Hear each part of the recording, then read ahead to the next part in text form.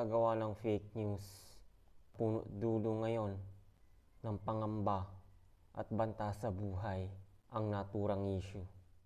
Itinulad sa pandemya isang sakit na kung tawagin ay COVID-19 noon.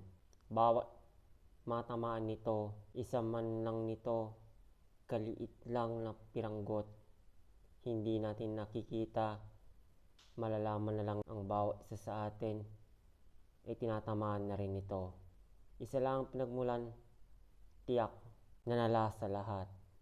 Marami itong pininsala. Sa pagkakataong ito, ang naturang issue sa mundo ngayon, fake news talaga, kasangasangang problema ang idinulot nito sa isang usapin. Dahil rito ay nagkagulo-gulo ang lahat. Bukod sa scams, isa lang ang pinagmulan. Hanggang sa kasalukuyan, hindi ito mapigilan. Gawa ng mga maling impormasyon, lalo na sa makabagong teknolohiya ngayon. Rito ay nalalaman ang lahat ng anumang nakikita sa mga social media sites.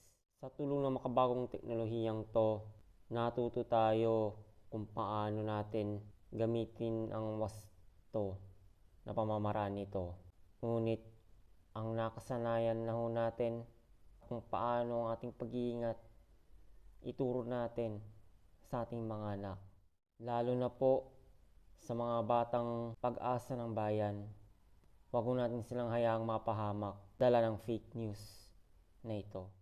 Sapagkat ang isang issue, sigurado nagkasanga-sanga ang mga problemang iisa lang ang pinagmulan na maaaring magdulot ng kapahamakan sa ating buhay dala ng naturang usapin na ito sa mundo, lalo na't kung ito ang dahilan ng pagkapahamak ng lahat.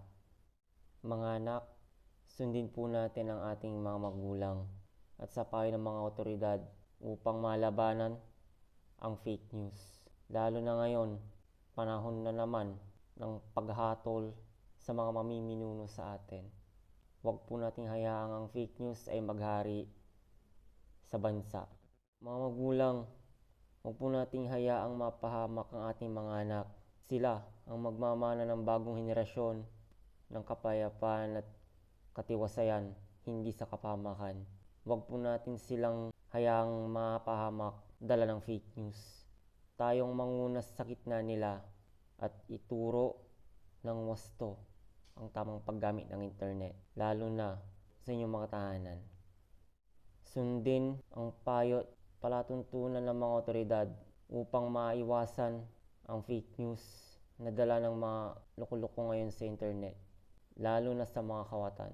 Hindi po natin alam ang susunod na mangyayari sa mga darating na panahon. Tandaan, huwag maging biktima ng fake news. Huwag matulad at dumagdag sa mga numerong biktima na nito. Makiisa, makialam, makipag-ugnay sa mga nakasasakop sa atin upang ang fake news ay maiwasan. Sama-sama po tayong lumaban kontra sa fake. Marami pong salamat. Magandang araw sa ating lahat.